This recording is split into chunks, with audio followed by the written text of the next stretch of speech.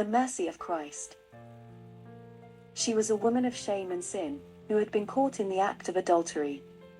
She was dragged to the temple by the scribes and the Pharisees, who wanted to test Jesus and trap him in his words. They threw her at his feet, and told him that the law of Moses commanded that she should be stoned to death. They asked him what he thought, and what he would do. She was terrified and humiliated, expecting no mercy and no hope. She saw the angry and accusing faces of the religious leaders, who held stones in their hands, ready to kill her.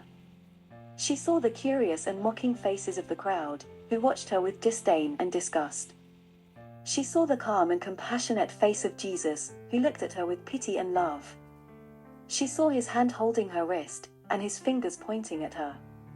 She heard his voice, gentle and powerful, saying to her accusers, "He who is without sin among you, let him be the first to throw a stone at her."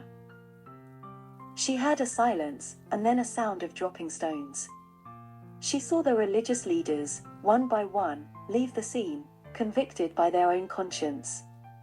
She saw the crowd, one by one, disperse, amazed by the wisdom and the authority of Jesus.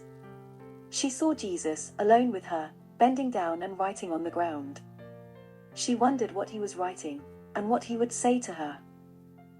She heard his voice again, asking her, "Woman, where are they? Has no one condemned you?" She lifted her eyes, and saw that he was right. There was no one left to condemn her, except him. She answered him, "No one, Lord." She heard his voice again, saying to her, "Neither do I condemn you. Go, and from now on sin no more."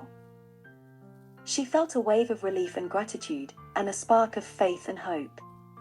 She felt a new life and a new purpose, and a new love and a new Lord.